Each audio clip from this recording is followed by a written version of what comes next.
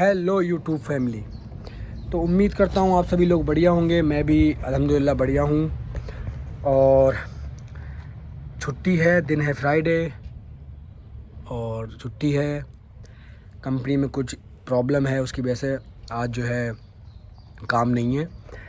तो आज जो है आज का वीडियो जो है वो हर बार की तरह मतलब एक्स्ट्रा बातें ना करते हुए सिर्फ जो काम की चीज़ें हैं और जो भी इन्फॉर्मेशन है जो आप लोगों को जाननी है उसी से रिलेटेड होने वाला है। और मतलब जिस तरह से मैं जो लोग मुझे कमेंट करते हैं और कमेंट में बोलते हैं कि भाई इस तरीके से वीडियो बनाओ, उसी तरीके से मतलब एक भाई ने मुझे बोला है कि भाई जब हम पोलैंड जो भी एयरपोर्ट है वहाँ पे हम जब लैंड कर जाएंगे तो जो इमिग्रेशन होगा भाई, तो उस इमिग्रेशन की एक पूरी वीडियो मतलब बना दो और पूरी इन्फॉर्मेशन के साथ किस किस तरीके के क्वेश्चन आंसर वहाँ पे होते हैं और किस भाषा में होते हैं, ये सब चीज़ों में। तो भाई आज का वीडियो जो होने वाला है वो होने वाला है पोलैंड इमिग्रेशन। जब हम पोलैंड में लैंड कर मतलब जो भी यहाँ पे मान लीजिए एयरपोर्ट तो वारसा ही होगा, क्योंकि एक ही जो है यहाँ का मतलब जो इंटरनेशनल एयरपोर्ट है मतलब पोलैंड में वो एक ही है। आई थिंक वो वारसा ही है। अदरवाइज़ और भी हैं एयरपोर्ट, काटोविस में भी है और भी गदांस्क वगैरह इन जगहों पे भी है। खैर ये अलग की चीज़ है, लेकिन जो भी इंडिया से और जो भी किसी अदर कंट्री से अगर पोलैंड में आते हैं तो वो वारसा के जो है एयरपोर्ट पे ही लैंड होंगे। और दूसरी चीज़ ये कि किसी भी एयरपोर्ट पे लैंड हो, इमिग्रेशन तो सब जगह सेम ही होना है। चाहे वो अगर उनकी कनेक्टिंग फ़्लाइट है, अगर मान लीजिए वो जर्मनी में अगर लैंड हो रहे हैं और जर्मनी से फिर यहाँ आएंगे पोलैंड, तो जर्मनी में भी जो भी चीज़ें पूछी जाएंगी इमिग्रेशन आपका वहीं पे हो जाएगा जर्मनी में। तो वहाँ पर भी कोई चीज़ अगर पूछी जाएगी तो वो भी इससे रिलेटेड पूछी जाएगी। तो ठीक है, वीडियो स्टार्ट करते हैं। तो भाई जैसे कि मैं जो भी चीज़ें भाई मैं बताता हूँ, तो जो भी मेरे एक्सपीरियंस हैं, जो भी चीज़ें मैंने जो फेस कर रखी हैं, मैं उनसे रिलेटेड ही बनाता हूँ। और दूसरी थिंग ये कि अगर जैसे मान लीजिए मैं जिस चीज़ को मैंने फेस नहीं किया, जो चीज़ मैंने नहीं देखी है, जो चीज़ मैंने नहीं की है, तो भाई मैं उस चीज़ के बारे में वीडियो बनाने से पहले भाई मैं गूगल या कोई भी मेरे रिलेटिव जो भी जानने वाले लोग हैं जो उस इन्फॉर्मेशन से रिलेटेड है, तो भाई मैं उनसे कांटेक्ट करता हूँ और उसके बाद ही फिर मैं जो है वीडियो बनाता हूँ। मैं नहीं चाहता कि जैसे कि अभी example like that Elvish Yadav की एक वीडियो आई है ध्रुव राठी पे जिसने रोस्ट करा है, तो मतलब चुतियापा के बैठ गया चेयर पे आके, मुंह से बकचोदी स्टार्ट कर दी। ठीक है, उसके बारे में बताया जा रहा है कि ये उस पार्टी से रिलेटेड है, उसने ये पार्टी उस टाइम पे ज्वाइन की थी, तो सिर्फ यहाँ मुंह से बकचोदी कर रहा। ठीक है, कोई भी प्रूफ नहीं दिखा रहा। तो भाई इस तरीके से मतलब वीडियो बनाना या इस तरीके से जो भी चीज़ें करना, तो भाई ये एक मुझे लगता है कि माइंडलेस चीज़ें होती हैं। खैर, चेंज द टॉपिक। तो भाई जब मैं जिस टाइम में आया तो उस टाइम का जो प्रोसेस था वो भी बता दूंगा और जो उसके अलावा भी जो चीज़ें होती हैं वो भी बता दूंगा। तो भाई जैसे ही आप लैंड करेंगे, ठीक है, लैंड करने के बाद में जो भी आपका एग्ज़िट एरिया होगा, उस एरिया की तरफ जो भी जितने भी पैसेंजर बोल रहे हो, जितने भी जो भी वहाँ पे जो भी आपके संग में जितने भी लोग होंगे वो एक लाइन में मतलब जो है वहाँ पे जो भी लाइनें लगी होंगी, लाइन में मतलब जैसे मान लीजिए सामने काउंटर दिख जाएंगे आपको। जैसे ही आप वारसा जो है एयरपोर्ट पे आप पहुँचोगे, उतरोगे, तो वहीं पे जो है आपको सामने काउंटर दिख जाएंगे। मतलब काफ़ी काउंटर होंगे वहाँ पे। मोस्टली तो वैसे पोलैंड के लोग ही बैठे होंगे, लेकिन हो सकता है वहाँ पे जो है वो जो प्रॉपर ब्लैक होते हैं, अब मुझे नहीं पता भाई वो कौन सी कंट्री से बिलोंग करते हैं, वो वाले भी होते हैं, मतलब पूरे काले वाले वहाँ पर स्टाफ होता है, वो लोग भी बैठे होते हैं। तो उनमें ये और पोलैंड में थोड़ा भाई चीज़ों का थोड़ा चेंजेस देखने को मिल जाता है। वो लोग थोड़ा ईजिली बात करते हैं। नॉर्मली पोलैंड के जो पर्सनली बंदे बैठे होते हैं वो थोड़ा मतलब अलग जोन में जाके बात करते हैं। तो खैर प्रॉब्लम कोई नहीं आने वाली, क्योंकि सारी चीज़ें मतलब यार जो है लीगल चीज़ें हैं, हम लीगल आए हुए हैं, तो ऐसा नहीं कोई भी। तो जो भी वो चीज़ें पूछने वाले हैं वो चीज़ें सबसे पहले वो जैसे आप पहुँचोगे भाई, आपका जैसे नंबर आएगा, जो भी आप लाइन में लगे होगे, उसके बाद जैसे ही आपका नंबर आएगा, एक चीज़ मेरा ध्यान रखना, इन कंट्रियों में, यूरोपियन कंट्री में कभी भी ये चीज़ मत सोचना कि हम इंडियन जैसा बिहेवियर करें, कि हम लाइन को क्रॉस करके पहले पहुंच जाएं या थोड़ी चालाकी दिखा लें। ये चीज़ें बिल्कुल भी मत करना। जो भी चीज़ जहाँ पे भी हो भाई रूल बाई रूल करना तो बेहतर है, वरना फिर आप खाम में 2-2.5 घंटे वेट करोगे और हो सकता है भाई जो है साइड भी कर दिए जाओ। आई मीन के मतलब रुको, तुम ज़्यादा होशियारी दिखा रहे हो, दैट्स मीन, तो रुको ज़रा, अभी तुम बाद में तुम्हें देखेंगे।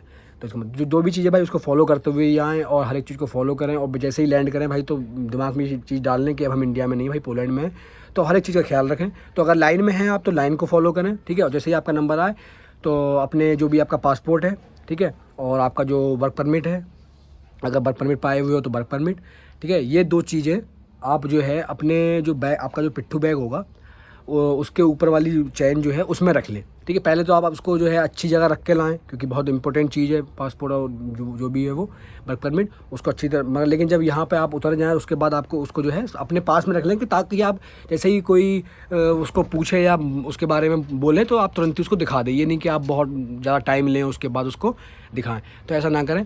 तो उसके बाद आप उसको पासपोर्ट दें और वर्क परमिट दें। आपको वो पासपोर्ट लेगा उस पर मुहर लगाने के लिए, कि उस मुहर का मतलब है कि आप यहाँ पे इस डेट में पोलैंड में आप एंट्री ले गए हो, मतलब आपकी एंट्री हो गई है।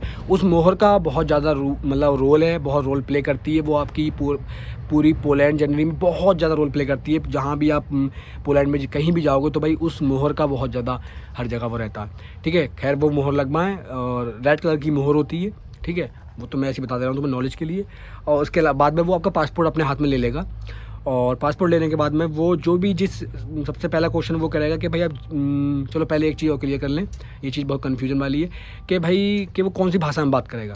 तो यार एक कॉमन सेंस, यार नॉर्मल सी चीज़ है, जैसे मैंने ये बहुत बार वीडियो में बोला कि यार एक कॉमन सेंस होता है कि बंदे के अंदर, कि ये चीज़ अपने दिमाग से खुद ही सोच ले कि भाई पोलैंड में जो इमिग्रेशन में बैठे हुए हैं पोलैंड का स्टाफ है, इंडिया का तो बंदा बैठा हुआ नहीं होगा, ठीक है। भाई पोलैंड का स्टाफ है तो पोलैंड का स्टाफ क्या करेगा, ठीक है भाई, या तो वो पॉलिश बोलेगा, दूसरा ऑप्शन क्योंकि इंटरनेशनल फ़्लाइट है, ठीक है, तो भाई जो है वो इंग्लिश प्रेफर करेगा आपके लिए। तो भाई इंग्लिश तो वो बोलेगा ही बोलेगा, कि आपकी मदर लैंग्वेज की मान लीजिए हिंदी वगैरह, ये पंजाबी वगैरह जो भी लैंग्वेज है उनमें बात करें, तो ऐसा तो क्या या वहाँ पर कोई ऑप्शन हो, ऐसा कुछ नहीं होता भाई। आपको वहाँ उस टाइम पे तो भाई इंग्लिश आनी चाहिए, ठीक है। इंग्लिश नहीं आनी चाहिए, ठीक है, वो काम कर जाएगी, लेकिन इतना तो समझ में आना चाहिए कि वो क्या बोल रहे हैं और हमें उस पर हाँ या नो क्या बोलना है, येस नो क्या बोलना है, इसमें तो आपको जवाब देना ही है।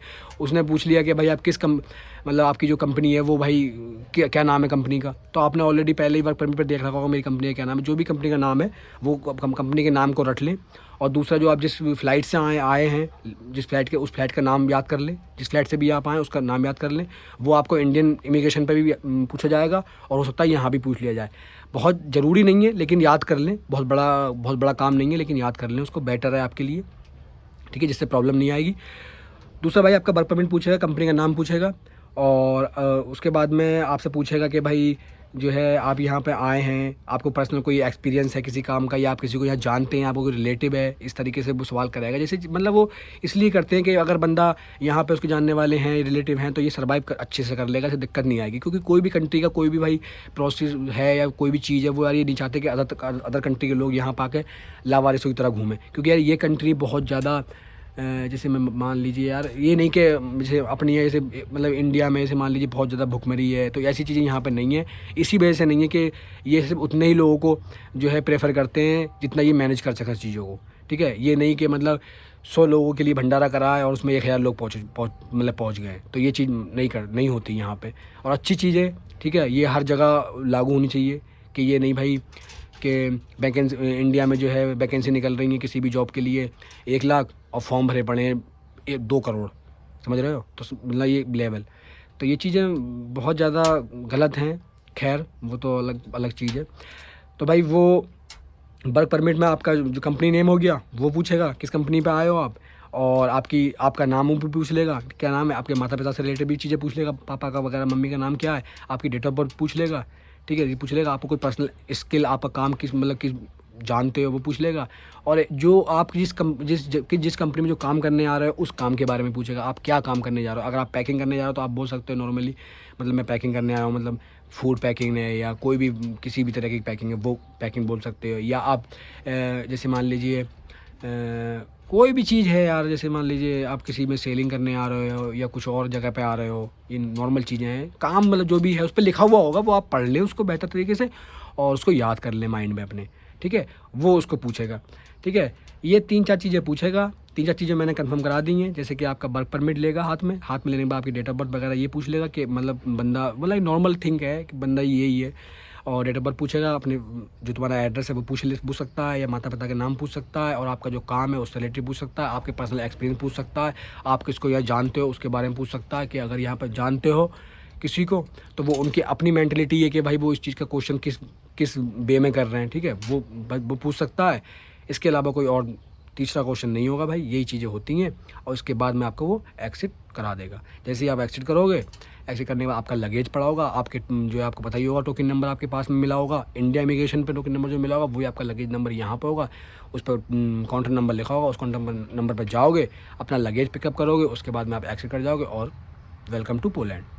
तो इसी के साथ वीडियो होती है यहाँ पर समाप्त। अगर अभी भी कोई डाउट है तो भाई मुझे जो है कमेंट कर दें, और अगर डाउट किसी को होगा भी तो वो लैंग्वेज से रिलेटेड होगा तो लैंग्वेज भाई इंग्लिश वहाँ पे बोली जाएगी। अगर आप बोल नहीं सकते तो समझ सकते हो अगर, तो भाई यस नो में आप जवाब दे सकते। वो क्वेश्चन करता रहेगा, आप उसको बोलते हैं, उन्हें पूछ लिया what is your father name, तो आप ये तो बताओगे ही ना उसको यार, या what is your work, tell me about work. तो ये सब चीज़ें तो यार नॉर्मल सी हैं यार, तो ये बतानी पड़ेंगी आपको, ठीक है। और बाकी मिलते हैं अगली वीडियो में। अभी के लिए अल्लाह हाफ़िज़, दुआ में याद रखें।